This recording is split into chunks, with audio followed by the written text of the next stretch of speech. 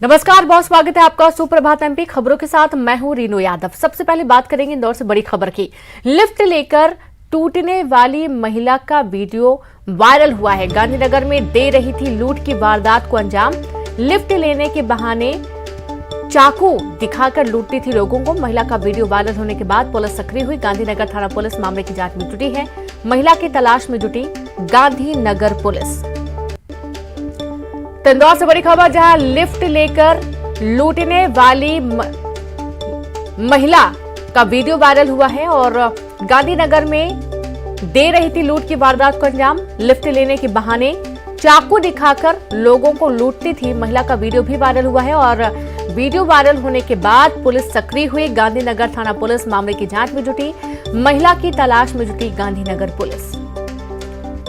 तो आप ये देखिए कि लिफ्ट लेकर ये लोगों को चाकू दिखाकर लूटती है। पहले तो लिफ्ट मांगती है, मदद मांगती है और जब लोग उसको मदद करते हैं तब उन्हें चाकू दिखाकर लूट की वारदात को अंजाम देती है। एक वीडियो सामने आया है। वीडियो सामने आने के बाद पुलिस सक्रिय हुई। गांधीनगर पुलिस मामले की जांच में जुट गई है, महिला की तलाश में जुट गई है। तो ये वीडियो इंदौर से सामने आया है। आप देखेंगे कि एक युवक को धमकाती हुई नजर आई और उससे कुछ पैसे ऐंठ लिए और जबरन उसकी बाइक पर बैठ गई। तो लिफ्ट लेने के बहाने चाकू दिखाकर युवकों को लूटती है महिला। आसपास के लोग भी निकल रहे हैं देखते हुए, लेकिन किसी ने यहां पर कोई इंटरफेयर भी नहीं किया और युवक उसे कुछ पैसे देकर जाने लगता है और इसी बीच महिला उसे पकड़ लेती है, उसकी बाइक पर बैठ जाती है।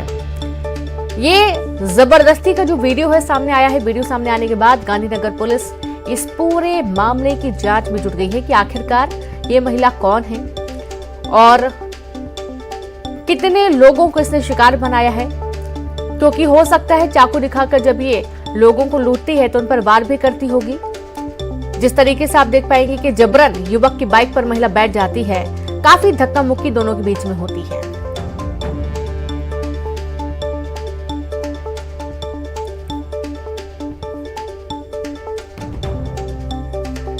और चलिए सीधे रुक करेंगे इंदौर से। संवाददाता विकास लाइव जुड़ गए हैं। विकास, वाकई में बहुत हैरान करने वाला वीडियो सामने आया है। महिला धमकाती है, कुछ पैसे लेती, दोबारा बाइक पर जबरदस्ती बैठ जाती है, धक्का मुक्की भी हुई।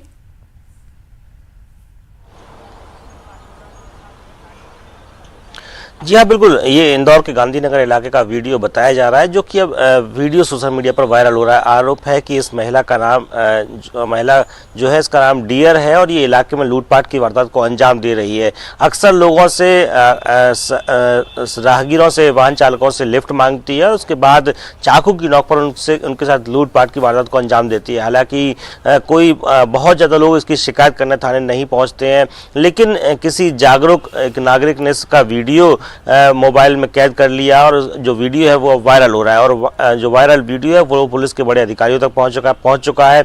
पुलिस के बड़े अधिकारियों ने गांधीनगर थाना पुलिस को मामले की जांच के निर्देश दिए हैं। साथ ही इस महिला के खिलाफ कड़ी कार्रवाई के भी निर्देश दिए। हालांकि अब तक फरियादी के तौर पर अगर देखा जाए तो पुलिस के पास ऐसी कोई शिकायत नहीं पहुंची है, लेकिन ये जरूर जानकारी प्राप्त हुई है कि इस महिला ने कई राहगीरों को अपना निशाना बनाया, लूटपाट की वारदात को अंजाम दिया है। रीनू जी बिल्कुल। और वीडियो देखने के बाद ऐसा भी समझ में आ रहा है विकास की महिला बिल्कुल निपुण है इस तरीके की वारदातों को अंजाम देने में। जिस तरीके से वो युवक से लड़ रही है, चलती बाइक पर बैठ जाती है, तो इससे ये समझ में आता है कि वो बहुत तेज और तर्राट है। जाहिर सी बात है मासूम लोग भी इसके शिकार हुए होंगे। क्या कोशिश कर रही है पुलिस इसे पकड़ने के लिए?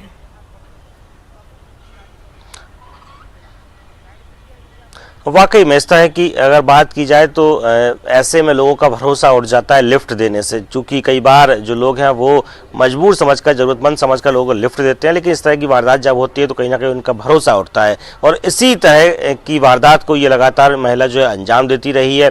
पहले खुद को मासूम, लाचार और मजबूर बताकर लिफ्ट लेती है, उसके बाद चाकू की नोक पर लूट की वारदात को अंजाम देती है। हालांकि जानकारी ये है कि ये महिला इसी इलाके में कहीं रहती है और पुलिस ने इसकी अब छानबीन शुरू कर दी है। दावा ये है कि जल्द ही पुलिस की हिरासत में होगी, लेकिन बड़ी बात यह है कि अब तक शिकायत कोई जरूर पुलिस के पास नहीं पहुंची है। पुलिस खुद स्वतः संज्ञान लेकर इसमें कड़ी कार्रवाई का दावा कर रही है और पूर्व में कई तरह की इस तरह की वारदात को अंजाम ये महिला दे चुकी है। हालांकि इसके साथ में और कौन कौन लोग हैं इन सब की जरूर जानकारी जुटाई जाएगी और दावा ये किया जा रहा है कि जल्द ही कड़ी कार्रवाई इस महिला के गिरोह के ऊपर होगी, जिसमें ये महिला स्वयं और इसके और कई अन्य साथी भी शामिल है। रीनू जी बिल्कुल, बहुत शुक्रिया आपका विकास तमाम जानकारी साझा करने के लिए। तो अब गिरोह को भी पकड़ने की कोशिश में पुलिस जुट गई है। अगली खबर, सीएम ने बुलाई बड़ी बैठक, सुबह 7 बजे सीएम हाउस में बैठक। प्रमुख सचिव कृषि, प्रमुख सचिव सहकारिता, प्रमुख सचिव मुख्यमंत्री, एमडी मार्कफेट सहित जबलपुर संभाग के कमिश्नर, आईजी, कलेक्टर, एसपी को बैठक में बुलाया गया है। जबलपुर के अधिकारी वीसी से बैठक में जुड़ेंगे। जबलपुर संभाग में यूरिया वितरण में मिली शिकायतों के संबंध में बैठक होगी और बैठक में यूरिया वितरण की विस्तृत समीक्षा की जाएगी। यूरिया वितरण की समीक्षा कर मुख्यमंत्री देंगे आवश्यक दिशा निर्देश। तो महत्वपूर्ण बैठक बुलाई गई है। भोपाल से बड़ी खबर, जबलपुर संभाग के कमिश्नर, आईजी को भी इस बैठक में बुलाया गया है, जो कि वीसी के जरिए जुड़ेंगे। और संवाददाता अनुराग जुड़ गए। अनुराग, अचानक से फिर से एक बड़ी बैठक बुलाई गई है तमाम जिम्मेदार अधिकारियों के साथ।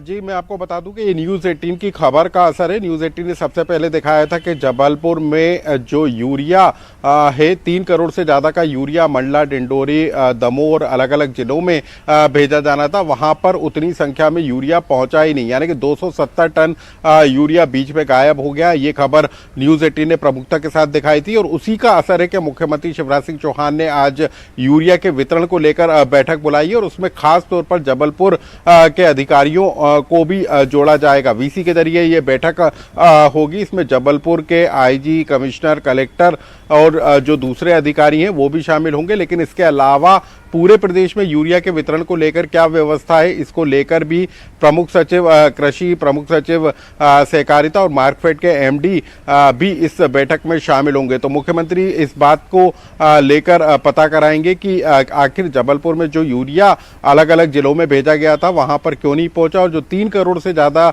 के यूरिया के गायब होने की खबर निकल कर आ रही है उसमें क्या हकीकत है और कितने लोगों पर कार्रवाई अब तक इस पूरे मामले को लेकर की गई है। इसके अलावा बीते दिनों मुरैना में भी यूरिया के वितरण को लेकर शिकायत आई थी। लंबी लंबी कतारें सोसाइटी के बाहर देखने को मिली थी और कई जगह से इस तरह के मामले निकलकर अब सामने आ रहे हैं। तो कैसे यूरिया की उपलब्धता को सुनिश्चित किया जाए और जहां पर गड़बड़ियां निकल कर आ रही हैं वहां पर क्या एक्शन होगा, इसी को लेकर मुख्यमंत्री ने ये बैठक बुलाई है। अब से कुछ ही देर के बाद ये बैठक शुरू होगी और इस बैठक में मुख्यमंत्री जरूरी दिशा निर्देश और एक्शन भी ले सकते हैं। जी बिल्कुल, बहुत शुक्रिया आपका अनुराग तमाम जानकारी के लिए।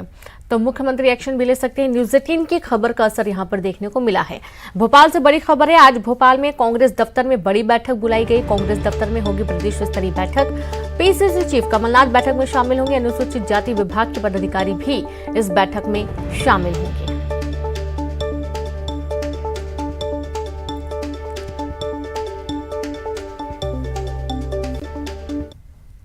खबर ग्वालियर से है। कोर्ट के आदेश से हजारों निवेशकों को राहत। चिटफंड कंपनी के मामले में कोर्ट ने दिया आदेश। जिला अदालत ने कहा, संपत्ति कुर्क कर निवेशकों का पैसा लौटाएं। Sun India real estate chit fund company का है मामला। कम समय में रुपया दोगुना करने का दिया था झांसा। हजारों निवेशकों ने ली थी सन इंडिया की पॉलिसी। एफआईआर दर्ज करने के बाद चिटफंड कंपनी की संपत्ति हुई थी सील। कोर्ट ने संपत्ति कुर्क कर निवेशकों को पैसा लौटाने का आदेश दिया। कलेक्टर, कोर्ट को लोक अभियोजक और वित्तीय संस्थाओं की मदद से लौटेगा निवेशकों का पैसा। और ज्यादा जानकारी के साथ संवाददाता सुशील लाइव जुड़ गए हैं। सुशील, कोर्ट के आदेश के बाद देखा जा रहा है हजारों निवेशक जिन्होंने अपना पैसा लगाया था उनको एक बड़ी राहत मिलेगी। चिटफंड कंपनी के मामले में कोर्ट ने बड़ा आदेश जारी किया है। बिल्कुल सही बात है। देखिए, चिटफंड कंपनी ने जिस तरह से हजारों निवेशकों के साथ धोखाधड़ी की थी और उसके बाद जिन निवेशकों ने भारी भरकम इसमें राशि लगाई थी और कई सालों से वो परेशान हो रहे थे अपनी राशि वापसी के लिए, अपनी पॉलिसी का जो पैसा था वो वापस लेने के लिए। लेकिन चिटफंड कंपनी ने लगातार जो है अपना दफ्तर बंद करने के बाद जो है निवेशकों को धोखा दिया। यही वजह है कि चिटफंड कंपनी सन इंडिया लिमिटेड के खिलाफ FIR दर्ज हुई थी और पुलिस ने इस मामले में जांच की थी। उस दौरान प्रशासन ने इस चिटफंड कंपनी के सभी दफ्तर सहित जो संपत्तियां थी उनको सील कर दी थी। मामला चूंकि कोर्ट में चली रहा था, निवेशकों ने लगातार कोर्ट से गुहार लगाई थी कि उनको उनका जो रुपया है वो दिलाया जाए। यही वजह है कि कोर्ट ने सुनवाई के बाद आदेश दिया है कि जो संपत्ति सील की गई है सन इंडिया लिमिटेड की, उस संपत्ति को कुर्क करके बेचा जाए और बेचने के साथ ही जो उससे आमदनी होती है उस आमदनी से निवेशकों को पैसा लौटा जाए। और इसके लिए बाकायदा कलेक्ट्रेट के साथ ही कोर्ट कमिश्नर, इसके अलावा जो वित्तीय संस्थाएं हैं उनका एक समूह बनाकर एक प्लानिंग तैयार की जाए, ताकि जो संपत्ति कुर्क करने के बाद, बेचने के बाद जो राशि मिले उस राशि से निवेशकों को एक तय पैमाने पर जो है वितरण किया जाए, किसी तरह से निवेशकों के मन में भी असंतोष ना हो। तो निश्चित तौर पर एक बड़ा आदेश है। कहीं ना कहीं निवेशकों को इस संपत्ति के बिकने के बाद काफ़ी मात्रा में अपनी जो राशि है, जमा की गई राशि, उसका काफ़ी हिस्सा मिल जाएगा, ऐसी उम्मीद जताई जा रही है। तो निश्चित तौर पर कोर्ट के आदेश के बाद हजारों निवेशकों को राहत मिली है और उनके चेहरों पर मुस्कान लौटेगी, क्योंकि लंबे समय से वो अपनी जो पॉलिसी का रुपया फंसा हुआ था उसके लिए प्रयास कर रहे थे। पुलिस से लेकर कोर्ट तक उन्होंने गुहार लगाई थी। जी बिल्कुल, बहुत शुक्रिया आपका तमाम जानकारी के लिए सुशील। तो आप देखिए कि बड़ी संख्या में लोग हैं जिनको एक बड़ी राहत मिलने वाली है। कोर्ट ने आदेश जारी कर दिया है कि जो भी पैसा है निवेशकों को वापस लौटाया जाएगा। बालाघाट से बड़ी खबर है। मिड डे मील खाने से 55 बच्चे बीमार हुए। कटंगी अस्पताल में किया गया भर्ती। बच्चों को भर्ती, प्राथमिक इलाज के बाद 29 बच्चों को भेजा गया घर। मामले में SDM ने दिए जांच के आदेश। काला गोसाई प्राथमिक शाला में बच्चों ने खाया था खाना। उल्टी और दस्त की शिकायत के बाद किया गया भर्ती। तो मिड डे मील का खाना खाने से 55 बच्चे बीमार हो गए। सभी को अस्पताल भर्ती किया गया है। इस पूरे मामले में कटंगी अस्पताल में बच्चों को भर्ती किया गया है। भोजन करने के बाद इनको गले में तेज जलन, पेट में दर्द, कुछ बच्चों को उल्टी की शिकायत हुई थी और जैसे ही हमको सूचना मिली तत्काल बच्चों को यहाँ उपचार दिया गया। तो वर्तमान में सभी बच्चों की हालत खतरे से बाहर है। लगभग 28 बच्चों को भर्ती करके उपचार किया गया और 29 बच्चे जो भर्ती योग्य नहीं थे इनको OPD में ही उपचार कर और उनको छुट्टी कर दी। तो इसमें आगे कोई खतरा या किसी बच्चे की कोई हालत खराब? जिन बच्चों का स्थिति ऐसा लगता है कि उनको वॉमिटिंग हुई है उन पर हम लगातार नज़र बनाए हुए हैं और आगे भी उनकी जाँच हम करते हैं। और सादापुरी पंचायत के स्कूल में अचानक से सूचना प्राप्त हुई कि बच्चों को फूड पॉइजनिंग हो गई है और इसमें तत्काल गाड़ी भिजवा के उनको एडमिट कराया गया। ड्रिप लगाई गई और 28 बच्चे स्वस्थ हैं। लगातार मॉनिटरिंग की जा रही है और संबंध में खून के सैंपल लिए गड़बड़ी रहेगी व्यवस्थित विधि में जाँच की जाएगी। अगली खबर का रुख करते हैं। बात करेंगे MP में EOW का भ्रष्ट अधिकारियों पर शिकंजा कसने का अभियान लगातार जारी है और इसी क्रम में EOW ने जबलपुर में RTO संतोष पाल के बाद अब बिशप PC सिंह के ठिकानों पर छापा मारा, जहां से अब तक 1 करोड़ 65 लाख की नकद राशि समेत $15,000 विदेशी करेंसी घर से जब्त की गई है। यह आंकड़ा अभी बढ़ सकता है। EOW की जांच में इस बात का भी खुलासा हुआ है कि बिशप PC सिंह ने खुद को संस्था का चेयरमैन बताने के लिए दस्तावेजों में हेराफेरी की। इस पूरे मामले में फर्म एंड सोसाइटी के अधिकारी भी EOW के निशाने पर आ गए। EOW के MP SP का कहना है कि इस मामले पर PC सिंह के घर में मिली नकदी और विदेशी करेंसी का आंकड़ा अभी स्पष्ट नहीं हो पाया है। नकदी की गिनती लगातार जारी है और इसके लिए बैंक से नोट गिनने की मशीन भी बुलाई गई है। इसके साथ ही तमाम दस्तावेजों की जांच पड़ताल कर चल अचल संपत्ति का आंकलन किया जा रहा है।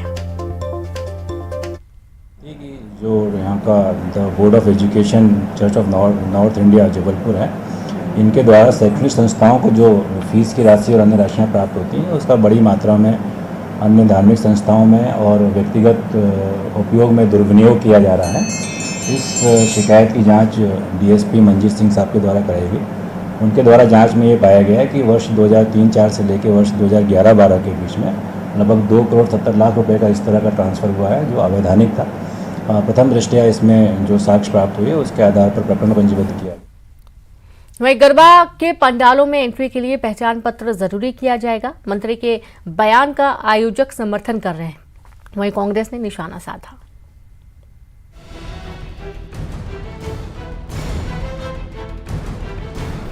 मंत्री एंट्री को लेकर बड़ा बयान दे दिया है। उन्होंने पंडालों को लव जिहाद का बड़ा जरिया बताते हुए कहा कि पंडालों में एंट्री के लिए पहचान पत्र जरूरी होगा। बिना पहचान पत्र के किसी को भी एंट्री नहीं मिलेगी। मंत्री का कहना था कि कोई व्यक्ति अपनी पहचान छिपाकर गरबा पंडाल में न आए, इस लिहाज से ये जरूरी है। अब नहीं, अब सब लोग बहुत सजग और सतर्क हैं। गरबे में जो भी आए वो अपना आइडेंटिटी कार्ड साथ लेकर आए। बगैर पहचान के गरबों में कोई प्रवेश नहीं कर सकता। उधर मंत्री उषा ठाकुर के बयान को कांग्रेस ने ध्यान भटकाने वाला करार दिया। कांग्रेस का कहना है कि दुर्गा पंडाल में गड़बड़ी न हो, ये सरकार की ही जिम्मेदारी है। सरकार क्या कर रही है? आपकी सरकार, ये फेलियर सरकार का है। आप धर्म से अध्यात्म मंत्री हो, सब आपकी जिम्मेदारी है। एक भी होता है तो जिम्मेदार आप होगे। कार्यक्रम में गड़बड़ी रोकने का काम स्थानीय प्रशासन का है। ऐसे में आई कार्ड को जरूरी किए जाना एक तरह से ठीक है, लिहाजा इसे सियासी चश्मे से न देखा जाए। मंदसौर से खबर, जहां अधिकारियों कर्मचारियों को मंत्री की दो टोक। मंत्री हरदीप सिंह डंग ने मंच से दी चेतावनी, आम लोगों के साथ अच्छा बर्ताव और सम्मान करें। लोग परेशान हुए, भ्रष्टाचार किया तो सीधे बालाघाट ले जाऊंगा। मैं बालाघाट का प्रभारी मंत्री हूं, हरदीप सिंह डंग ने ये बयान दिया है।